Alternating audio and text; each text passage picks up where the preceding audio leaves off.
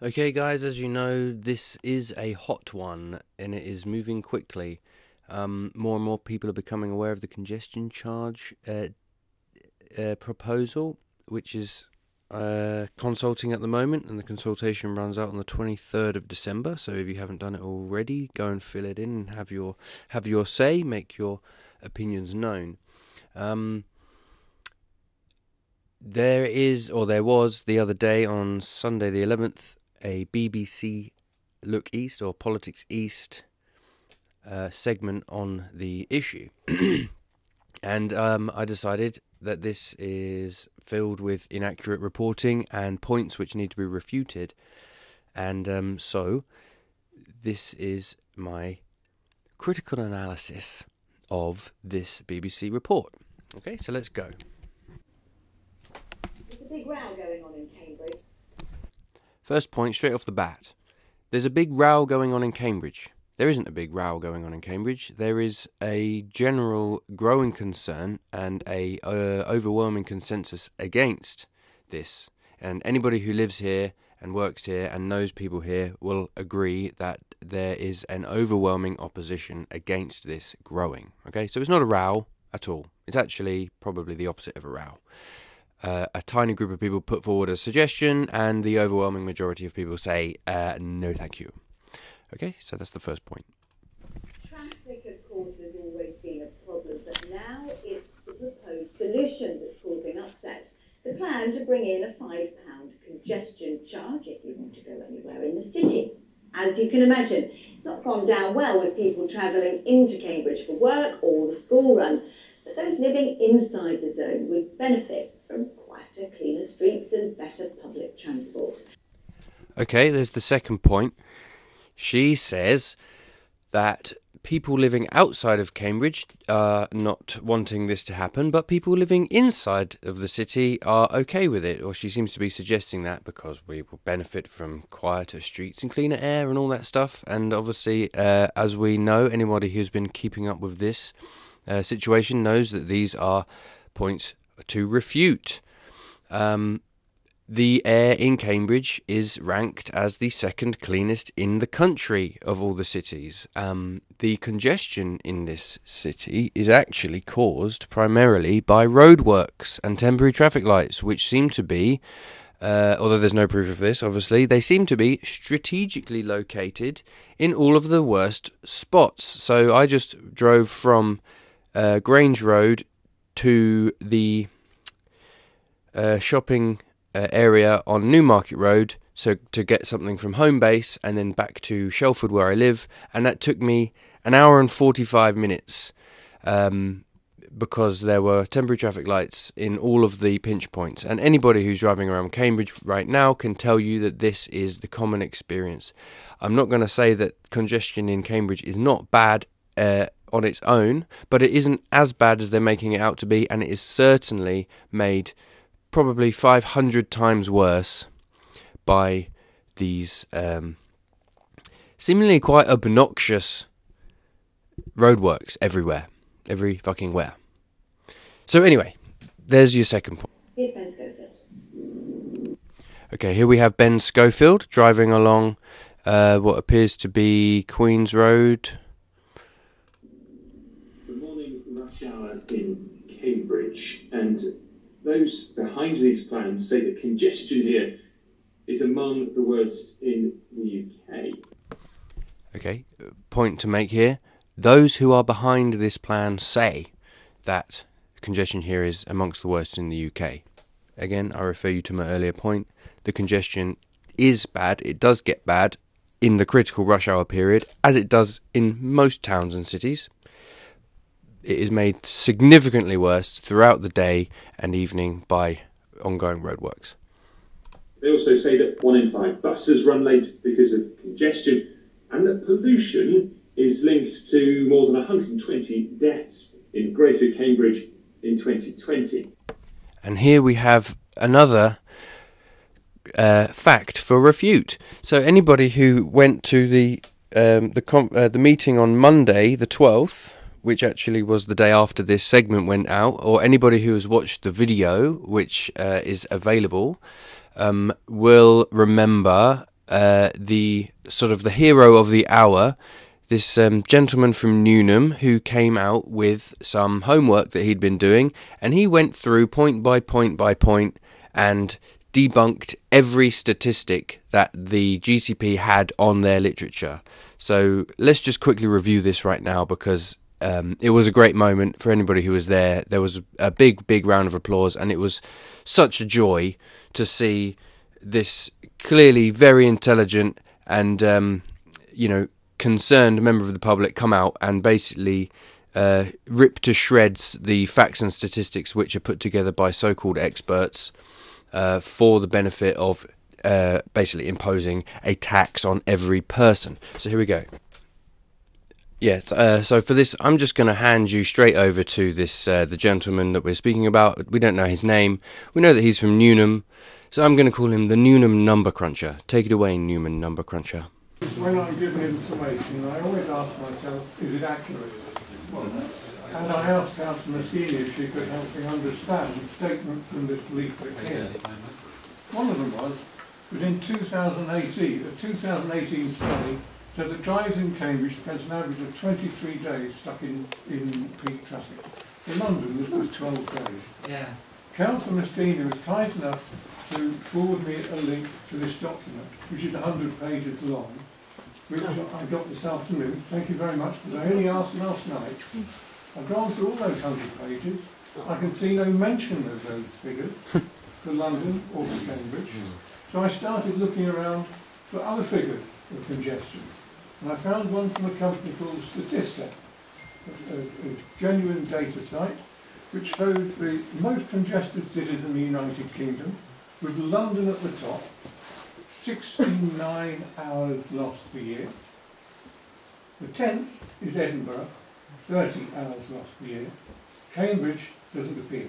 No.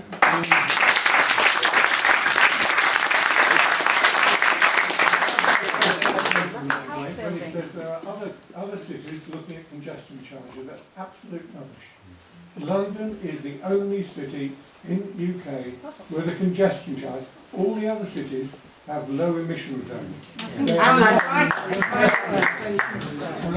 This is all the misinformation that worries me enormously. The other question I asked Councillor Maskini about was, in 2020, 121 deaths were attributable to air pollution. And she was kind enough, again, thank you very much, to give me a website, Public Health Outcomes Framework. And it told me that in Cambridge, 5.9% of mortality is down to not just pollution, but particulates. And someone else has already mentioned that things like wood-burning stoves, good old sort of eco-friendly Cambridge wood stoves that are really popular, are the major source of particulates, far more than motor vehicles. Then I thought, 5.9% for Cambridge, compared with the rest of the region, 5.8%, that's presumably the east of England, and for the nation as a whole, 5.6%. So in actual fact, Cambridge pollution is not high. And there is actually another set of figures that I found showing the measurement of pollution on Montague Road, New Market Road, Parker Street and the roadsides. Good. Every measurement, ozone, nitrogen dioxide, sulphur dioxide, particulate matter, all fall within the low category. And then I wondered, what about this 121 people? So again I went and had a look at another thing, the Office of National Statistics. What were the deaths in 2020 in Cambridge? 819. Okay? Now, if 5.9% of those, the statistics given by the office, whoever it is, 5.9%, that would bring us down to 48 people. Still 48 too many, but not 121. Yeah. When I'm given these sort of figures, alongside these here, that we're being fed with, I begin to doubt the competence of the people who are putting this in.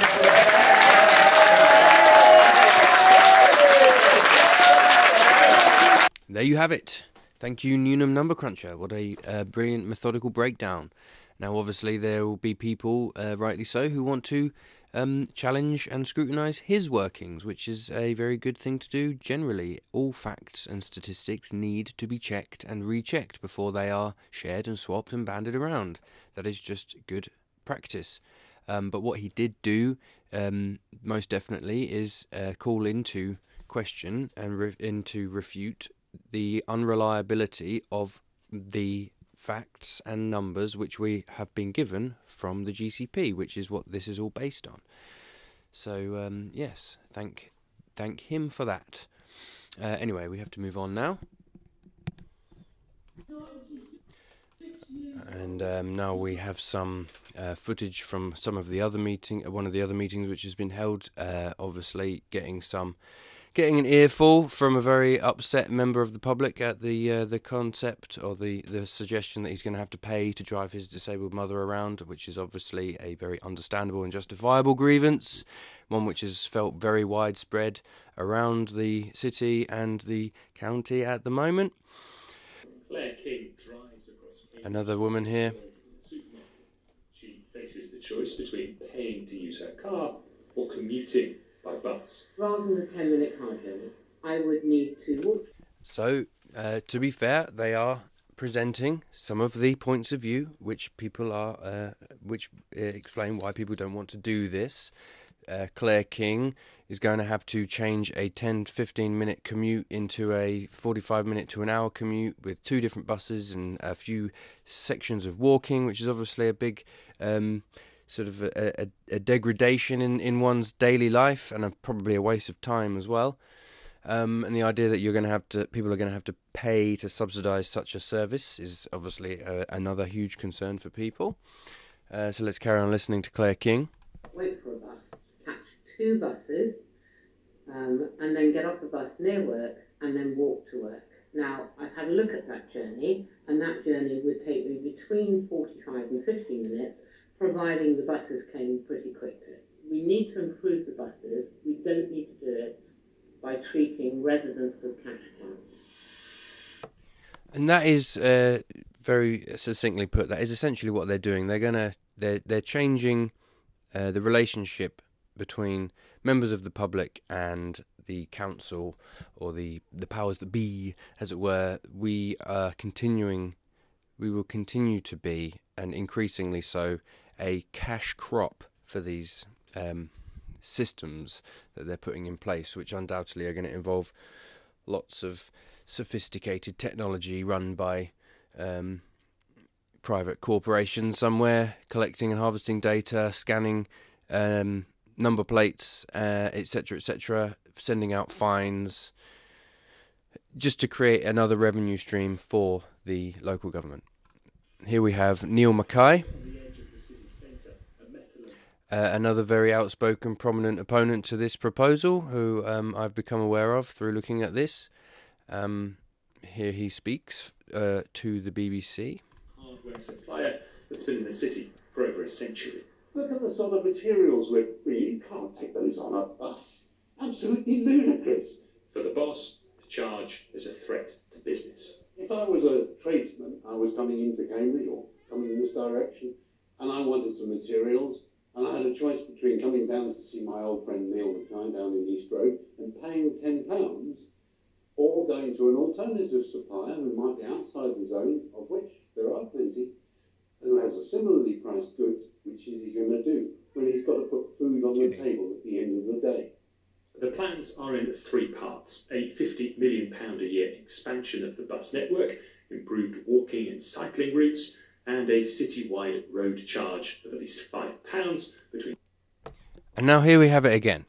This is the presentation of this thing, how they're doing it. They've got these, they split these things seemingly into separate segments of one plan. So you've got if we just go back a second, expand bus networks with £50 million annually, and then you have improved walking and cycle routes, and then you have a citywide road charge, and notice that he says from at least £5. The actual figure that is being presented to people, which the BBC has omitted to include, is £5 for cars and taxis, £10 for vans and light goods vehicles, and £50 for lorries and heavy goods vehicles. That is not being presented here on the BBC. Okay? So they've watered it down and they're presenting it in a way which seems, kind of reasonable. It's just a £5 charge. Yeah, but just run that through your head. £5 every time you or somebody has to come in or out of Cambridge. And not only £5, it's £10 if you have a van, which doesn't really make that much sense because vans are the least capable of replacing themselves with buses, because vans are the things which carry supplies and equipment around. You couldn't take a fucking ladder on a bus. Anyway, that's beside the point. Anyway, the point I'm making here is that this is very, very, very lightweight journalism. It's actually almost just like a kind of a paid advert by the BBC on behalf of the GCP to present to the people this, what they say, row. But is not factually accurate, and it's actually misleading, which is the reason why I decided that I wanted to actually make this video. Let's carry on. It's estimated the scheme would help cut traffic by half, though one academic who studied transport projects says that's a tall order. Once again, estimated that it could cut traffic by half. That's impossible to really verify. It's a lovely idea. I really don't think it will. And also they're talking about introducing this over such a long period of time, incrementally over 7 or 8 years. How are you going to cut traffic in half that way? Anyway, here we have now on the BBC a talking head expert. We remember these guys from the pandemic, don't we? When we have a kind of an egghead from one of the universities, an expert who comes along to explain in an academic way why what the GCP is doing is overall for the best. Let's listen to him. Figure. And I think that might prove to be wildly out of line with outcome. But John Whiteleg told me congestion charging is a smart way forward. Cities may begin hostile, he says, but grow to embrace them. And there's a pattern, and the pattern is initial opposition, reluctantly accepting that it is being done, then really liking it, and then everyone finding that the advantages of having all the alternatives. Okay, before we get on to this next bit, talk about the professor here. He says that there's a pattern when you study these things. There's a pattern. It starts off as resistance, opposition, and then a reluctant acceptance that this is going to happen, and then eventually a pleasedness, a gladness that this did happen because it was for the best in the end. But he's not talking about the fact that these are all different groups of people who have these feelings and these experiences. He's not mentioning anything about the implications for democracy or the implications for like a common society or a integrated economy which relies on free trade and access to routes and things like that. And he's not talking about how it's going to disproportionately affect the poor, the elderly, the sick who have to go to hospital and things like that, the workers, the working class, the taxi drivers, and the knock-on impact that it's going to have on all costs of all goods for every member of society, because the cost of importing and purchasing things will go up as a result of this, and the kind of exclusion from Cambridge of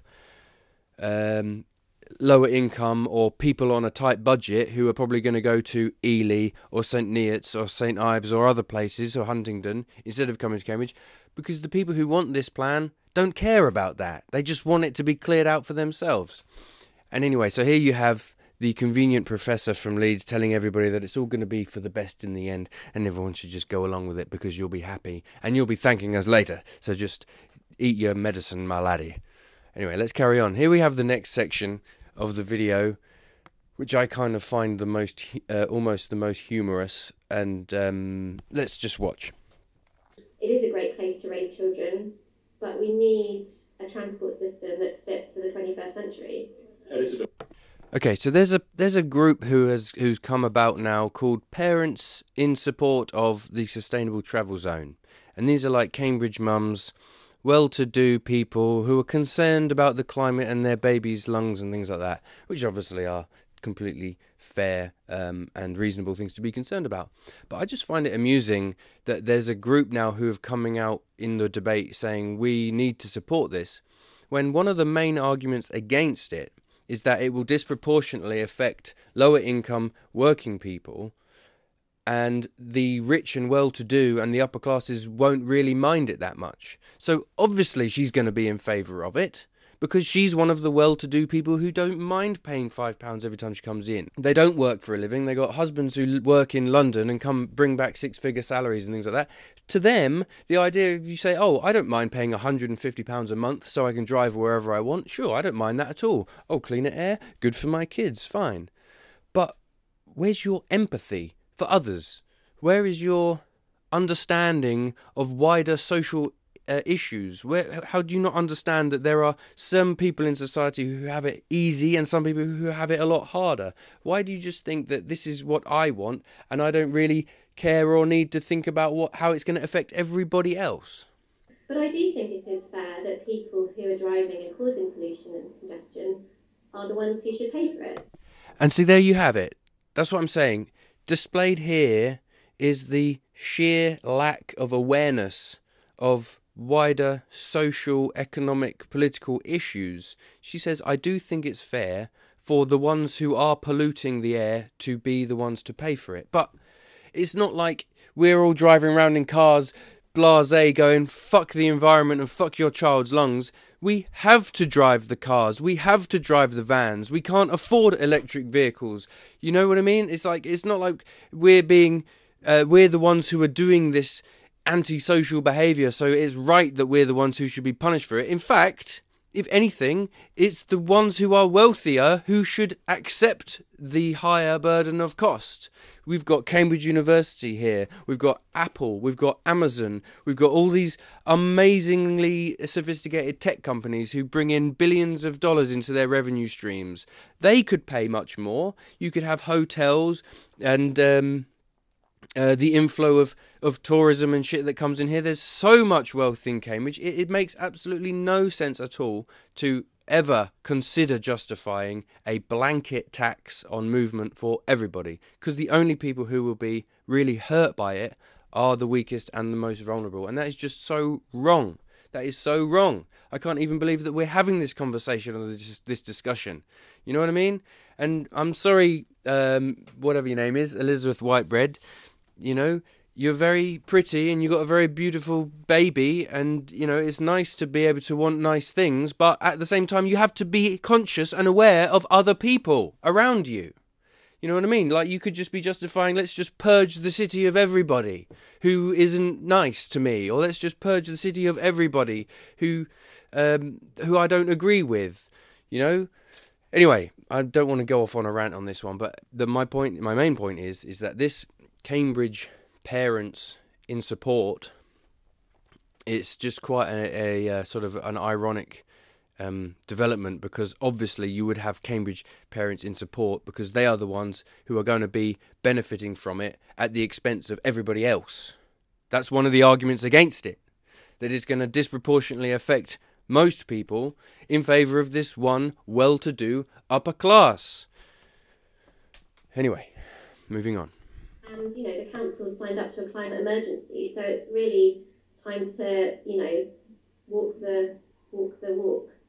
I also just quickly want to come here on this point that the country has signed up to a commitment to climate action in a climate emergency. That's all very well and good to say, but as we know, car exhausts is only one part of the climate emergency, the causes of emissions. And if you think about the staggering cost that this project is actually going to need just to implement curbs on only one of the factors of climate change, is that really like effective leadership or an effective solution or an effective method or tactic to fight climate change? I don't really think it is. Think of the cost of not only implementing the technology, expanding the buses, buying the buses, hiring all the drivers and the staff and the administrative team to run this enormous project, you're going to have to also expend millions on just controlling a rebellious population who aren't going along with it as well. So to say that we're in a climate emergency and it's time to walk the walk, yeah, fine, but this isn't walking the walk. This is something completely different. If we don't do anything... And now here we have Eliza Machini, who is the chair, supposedly, of the whole thing, the GCP, and she seems to be, I don't know how, she seems to be in charge of this project, which I sort of find a little bit baffling. When I went to see her talking the other night, I sort of caught myself and I just had a double take and I was like, wait, she is the one who's in charge? Look at this t-shirt that she's wearing. I don't know, maybe did she understand does she understand the ramifications of her decisions? And walking into a room with a t-shirt with a bounty hunter on it, with a gun held up, and the slogan saying "This is the way." It sounds like she's going to be very reasonable, but I know I'm being churlish, I'm being flippant. She's probably just a fan of Star Wars, which also in itself is a sort of a questionable decision to make. But again, I digress. We don't need to go into all of that. Machini and the GCP have put out a prospect based on some questionable figures and dubious assumptions and very infuriating implications and raising worrying concerns across the whole widespread section of society. And from them, this BBC Political East Sunday segment is a very lightweight piece of journalism. It's not criticising, it's not questioning, it's not scrutinising. It's putting the argument, the case forward as they want it to be. I mean, but that's the BBC all over, isn't it? It's just a fucking propaganda outlet machine by this by this point. So what can you expect? And it's just annoying to think that this is how the majority of people in the Cambridgeshire county will actually first encounter this whole concept. So they're going to be presented with this thing and be like, oh, well, yes, maybe it's not such a bad idea after all, and maybe people are just being unreasonable who don't want to pay the thing because they're selfish diesel fuel drivers or something like that. I don't know. We have to come clean about the challenges that we face, and all we ask at this point is that people appreciate the extent of the challenge that we have to address. Well, that is a fair point, I think. It's a fair argument to make, I say. There are undoubtedly an awful lot of challenges, lots of very deep and grave concerns facing us, existential threats, in fact, that we as a society, as a nation, as a species, we have to adapt and overcome. It's just, is this really the way to go about it? You want to come together to overcome a difficult situation. Is this really going to help us overcome any of the problems which we're facing? Honestly, I don't really think that they are. It's like, are you going to create a two-tier society, penalise the poor in favour of the rich and the wealthy? Is that really how it's going to be from now on? Create an ins and an outs and a haves and a have-nots, even more than there already is. When I was growing up, and before so, I kind of understood that we were trying to move away from that kind of ridiculously unfair society. But obviously the last 10 to 15 years has completely reversed that trend, utterly so. And really it's the big powers and the big wealth and the big money that's just taking more and more and more for themselves and trying to control everybody else and extract their wealth. Is that how you're going to overcome climate change? Honestly, no, I don't think it is. Anyway, I'm not knocking Councillor Mancini. She's got a very difficult task, and I'm not saying that she's going to achieve this bus thing, just the task of being the one at the forefront of this hugely controversial and unpopular project. That's a difficult position to be in. I recognise that taking those questions the other night, having that meeting, it was a very difficult and tense thing to do. So I respect that. I'm not knocking her. I'm not here to, throw shite at her, as it were. This is an analysis. This is a critical analysis. This is primarily to do with this BBC report. Mancini just happens to be on it. It's just, she has an unfair bias in her favour in this case. So that has to be said. Anyway, let's go on. He also admitted the consultation has been bruising, but the plans could change with more exemptions, reimbursements, or a redrawn charging zone. There we have it. Another crux. This is the crux that some people have touched on. Few people have really properly spoken about it at length, but it has been mentioned a few times. If you introduce a scheme where everybody has to pay, except for people who are disabled or sick or on a low income, then you, by necessity, you're going to create a new infrastructure and a new authority whose job it is to analyse people's health records and people's household incomes. So that's just another authority being created, so that people will have to apply themselves. Their number plates will be registered, their addresses will be registered, their bank details will be registered, and in order to be exempt from paying, they're going to have to apply for exemption and prove that they are eligible for exemption. And what do we know about this country? Like, even in this, people who are on benefits and universal credit can testify how difficult it is to actually get those. People who are disabled or too sick to work, or for whatever reason need some support, have to go through some of the most demeaning experiences trying to prove that they are actually disabled, So this is really where we're going. And they can say, oh, we listened, we changed the plans because we didn't want to affect too badly the lower incomes and the disabled and the sick and the elderly and things like that. But at the end of the day, they're creating a world in which people have to apply for permission to move around, or just have a fucking digital surveillance structure which is going to charge them and ping them a bill every time they go from A to B. That is what is happening. So say what you want about the exemptions and things like that. Is that really the society that you want to be living in? And I don't think it is. It's horrible. And I know I'm not the only one. That is a horrible, horrible idea. So that's the crux of that issue, And then once again, the BBC, they just say it as if it's, oh, that will be fine then. Oh, the disabled and the poor, they don't have anything to worry about because they can just exempt themselves. But how difficult is it going to be for some people to become exempt? Where's that cut-off going to be? Who gets to draw the line? Who's the one who actually gets to make the judgment call? And how demeaning and degrading of a situation is that to find yourself in?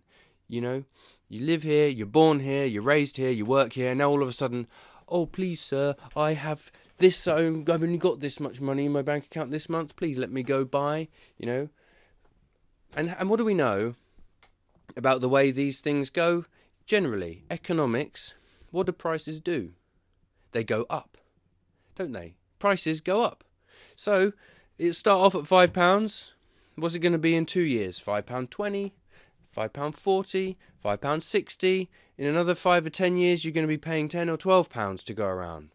By the time we get to 2035 and 2040, it'll be like a £15 charge or a £20 charge. And also by that point, the technology will have become so much more sophisticated, and it can be just being done automatically without you even knowing about it. Anyway, we don't have to rant too much. I'm just saying these are all the very serious implications that this concept raises. This city tries to find a compromise on congestion. Ben Schofield, BBC Civic East in Cambridge. Okay, I'm going to leave it at that for now, because this has gone on for too long and I am waffling, and there is a danger if I waffle too long, I will start to rant. And let's face it, nobody really wants to hear me rant. I will continue to try to be analytical and succinct with my arguments and make good, valid points. I will try to curb my rant reflex as much as I can. But this is an important issue, and it is a serious issue, and particularly when we're talking about the BBC, we are talking about a very, very annoying and infuriating powerful institution which is plain to see, distorts and covers up the truth and puts out misleading and misrepresentative objects in their pieces in order to push a certain cause or a certain narrative and things like that. So that's really what I'm getting at here. This is a political analysis. This has been my political analysis of a BBC Politics East segment on Sunday the 11th of December about the congestion charge debate. Thank you.